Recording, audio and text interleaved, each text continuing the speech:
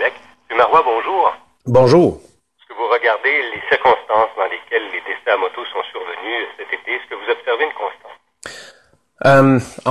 C'est sûr que au niveau des motocyclistes, il y a quelque chose qui survient depuis plusieurs années. On a une espèce de petit sac fourre-tout où on reproche toujours au gravier de se mettre en travers de notre route. Et puis, il s'agit de travailler sur les compétences des motocyclistes pour éviter de reprocher à tout et partout que c'est à cause de ça qu'on a des accidents.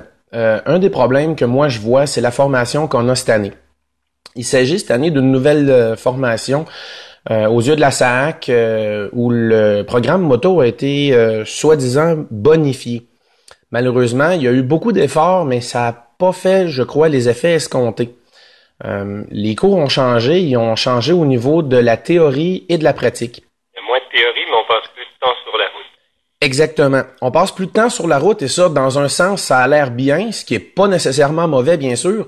Mais là où le bas blesse, c'est qu'on a moins d'heures en circuit fermé avec la clientèle.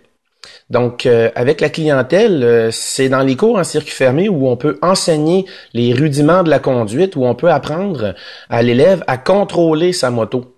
Au lieu de 18 heures, ce qu'on avait jusqu'à l'an dernier, on est maintenant rendu à 16 heures de circuit fermé. Alors, c'est sûr, 16 heures, ça semble suffisamment long si on veut pratiquer les examens de circuit fermé, ce qui, en fait pas de sens, là. Si vous avez des enfants, vous accepterez jamais que leur prof de français leur fasse copier une dictée pour qu'ils puissent réussir leur évaluation et puis qu'ils aient une bonne note à la fin de l'année. Pourtant, en tant qu'adulte, c'est souvent ce que le client recherche. Ensuite, il faut aussi escompter, vérifier ce qu'il y a dans le cours. Maintenant, avec les nouvelles évaluations pratiques à la SAAC, il n'y a plus d'examen de circuit fermé pour le freinage d'urgence en courbe. C'est plus vérifié. Qu'est-ce que c'est le freinage d'urgence en courbe? Ben, vous savez, à un moment donné, dans la vie d'un motocycliste, tôt ou tard, bien que ce soit pas souhaitable et qu'en principe, ça devrait pas arriver très souvent si on a une bonne évaluation, si on évalue notre environnement puis qu'on anticipe, il peut survenir dans la vie où on a à faire un freinage d'urgence, un arrêt subi dans une courbe. Donc, si on regarde le programme qui nous est demandé d'enseigner, on est censé enseigner à l'élève à redresser la moto le plus tôt possible pour qu'il freine en ligne droite dans une courbe. Ben, ça n'a pas de sens non plus parce que si on y pense avec notre voiture, il nous viendrait jamais à l'esprit de redresser le volant dans une courbe pour freiner ensuite. On va prendre le champ. En plus, maintenant, ce n'est plus évalué à l'examen pratique de la SAAC. Donc, il y a seulement le freinage d'urgence en ligne droite qui est évalué, mais pas celui en courbe.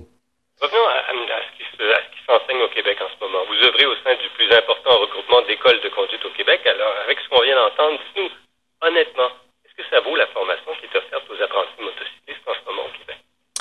Ça dépend de l'école choisie. Il y a des écoles qui vont faire un gros travail pour obtenir un résultat efficace. D'autres vont simplement chercher à ce que le client soit satisfait en lui enseignant comment réussir l'examen. Donc, le client, souvent, c'est ce qu'il veut, mais d'un autre côté, on a un problème parce que quand on y pense, la structure de la formation au fur et à mesure que les années ont passé, la SAAC a ajouté des cours sur la route. Déjà, jusqu'à l'an dernier, il y avait 4 heures sur la route qui se faisaient seulement après les cours de circuit fermé et donc avant les examens de circuit fermé. Il fallait totaliser la formation de l'école avec l'école, donc avant l'examen de circuit fermé. Le problème que ça amène, c'est que quand l'élève n'est pas prêt à prendre le réseau routier parce qu'il a besoin de plus que 18 heures dans le passé ou 16 heures maintenant en circuit fermé, ben il peut mettre de la pression sur l'école en disant à l'école, ben écoute, si tu m'amènes pas sur la route maintenant, moi je veux pas payer plus, ben je change d'école, je m'en vais ailleurs. Donc pour pas perdre son client, il y a des écoles qui... Pour retrouver ailleurs des gens qui seront plus avenants à son endroit? Oui, on va le dire comme ça, oui. Et donc, si papa dit non, ben je vais aller voir maman. Maman va me dire oui. Et comme c'est un domaine compétitif, souvent, ben justement, maman dit oui. Et là, l'école qui subit de la pression, ben peut choisir d'amener l'élève sur la route pour le satisfaire. Ce que vous êtes en train de nous dire, c'est qu'il y a des motocyclistes au Québec qui ont obtenu leur permis de la SAC sans avoir vraiment les compétences nécessaires pour conduire leur moto de façon sécuritaire. Absolument. Et j'aimerais savoir si cette année, on était capable d'avoir les statistiques de résultats aux examens de circuit fermé pour la nouvelle version de l'examen MOST, Motorcycle Operator Skill Test, qui est un test américain que la SAC utilisait jusqu'en 2014.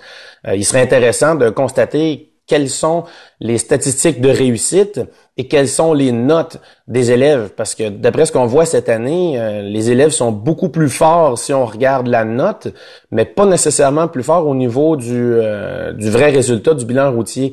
Il y a déjà quelques années que je propose à la SAAC de vérifier le taux d'accident des écoles de conduite en faisant comme une espèce de palmarès des écoles secondaires, mais en se basant sur le plus bas taux d'accident et non pas sur le plus haut taux de réussite à l'examen de circuit fermé. Selon vous, les données seraient bien différentes, les résultats seraient bien différents? Ben oui, ce qu'on cherche en tant que tel, c'est qu'un étudiant ou un conducteur n'ait pas d'accident. Ce qu'on cherche en réalité, c'est pas tant qu'il réussisse son examen. Mais c'est ce que le client va rechercher très souvent quand il recherche une école de conduite, la moins chère puis le plus haut taux de réussite à l'examen. C'est passablement faussé quand l'école enseigne justement les examens. Est-ce que, selon vous, ça traduit une méconnaissance des dangers reliés à la conduite d'une moto de la part des gens qui essaient de voir le résultat à tout prix sans passer par l'effort nécessaire? Oui, je le crois, absolument. C'est une pratique reconnue qui est très, très courante dans le domaine de l'enseignement de la conduite. Je crois que ça a tendance à discréditer la qualité des bonnes écoles de conduite qui essaient de respecter leur métier. Parce que oui, ça demande un petit peu plus d'efforts dans certaines écoles qui essaient de faire un bon travail, alors que dans d'autres, sans trop de scrupules, vont simplement répondre à la demande du client qui, lui, peut pas vraiment faire un choix éclairé, étant pas informé de ce qu'il faut qu'il fasse. Et comment on peut choisir une bonne école? C'est sûr que la réputation, c'est clair, mais malheureusement, la réputation, souvent, c'est sur l'examen. Fait que moi, je dirais, un client qui appelle dans une école de conduite, il peut déjà se renseigner sur le nombre d'heures qu'il va passer sur l'examen de circuit fermé en faisant semblant qu'il est intéressé. Et si l'école lui dit, on va passer 4 heures, 5 heures, même 2 heures, je vous dirais de pas faire affaire avec cette école de conduite-là.